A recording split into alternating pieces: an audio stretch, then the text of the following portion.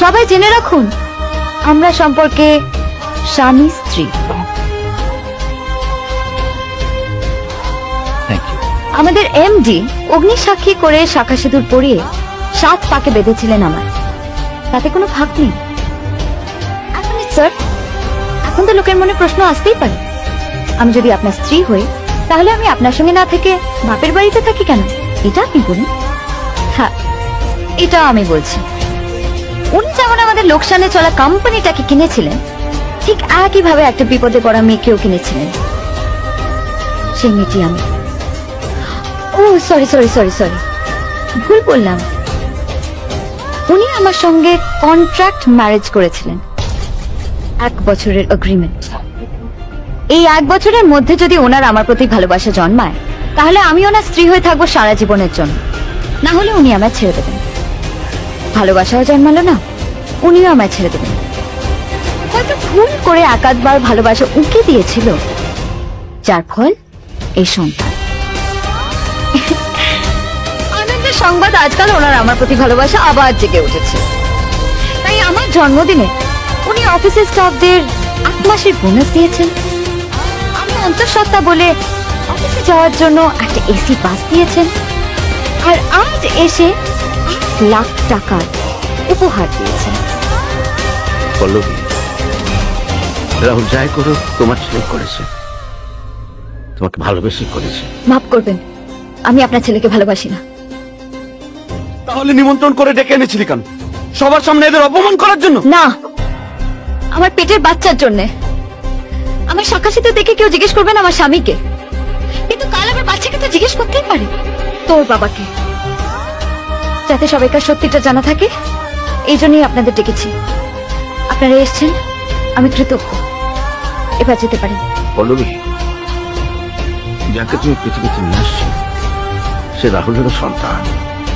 যা কিছু হয়েছে বলে যাও, চলো বাড়ি ফিরে চল। সরি স্যার, এগ্রিমেন্টে কিন্তু কোথাও লেখা ছিল না এই 1 বছরের মধ্যে আমার গর্ভে সন্তান এলে তার দায়িত্ব কার। এটা আমার দাম দিয়ে কেনা ভালোবাসার রশি। আপনার ছেলের কন্ট্রাক্ট ম্যারেজে বলি হওয়া আমার জীবনের সর্বনাশের জেরক্স কপি। এই বাচ্চার উপর শুধু আমার অধিকার আছে, আপনাদের কারোর কোনো অধিকার নেই।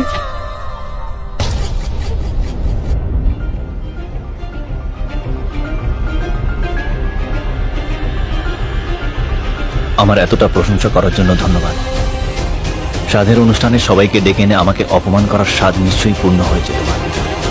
কাঠগড়ায় যখন তুলেছ তখন জেনে রাখো, অপরাধী কিন্তু আমি একা নই পল্লবী, অপরাধী তুমি। তুমিও কিন্তু আমাকে ভালোবেসে বিয়ে করো, বিয়ে করেছিলে নিজের স্বার্থের। তোমার কাঁধের উপর জেকে বসা তোমার সমস্যাগুলোকে দূর করার জন্য। আর যা তুমি করেছ, তারপরেও তুমি কোন মুখে বলো যে আমি তোমার সর্বনাশ করেছি? আমি কি তোমার সাথে জবরদস্তি করেছিলাম, নাকি তোমার রেপ করেছিলাম? আমি যদি তোমার সর্বনাশ করতে চাইতাম, তাহলে তোমার চোখের সামনে যে কোনো একটা মেয়েকে বিয়ে করে বলতাম যে তোমার গর্ভের সন্তান আমার নয়, আর তোমার সর্বনাশের জন্য সেইটুকুই যথেষ্ট ছিল। কিন্তু আমি সেটা করিনি। কেন জানো? কারণ আমি আজও তোমাকেই ভালোবাসি পল্লবী। তুমি আমাকে শিখেছো ভালোবাসার মানে কি। পল্লবী, কেউ যদি ভুল করে নিজের ভুল শোধরাতে চায়, তার দিকে ভালোবেসে 2 হাত বাড়িয়ে দিতে হয়, তাকে অপমান করে বাড়ি থেকে বের করে দিতে নেই। আজ নিজের সন্তানকে বলছো দাম দিয়ে কেনা ভালোবাসার রসিদ, তোমার জীবনের সর্বনাশের জেরক্স কপি। এর চেয়ে যদি তুমি সবার সামনে বলতে আমাকে পা ধরে ক্ষমা চাইতে, আমি তাও চাইতাম।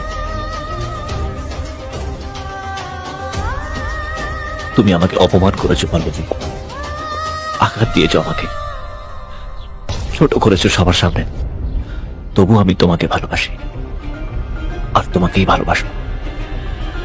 ঈশ্বর তোমার সন্তানকে 7 রং আলো দিয়ে সাজিয়ে দিই। ভালো থেকো।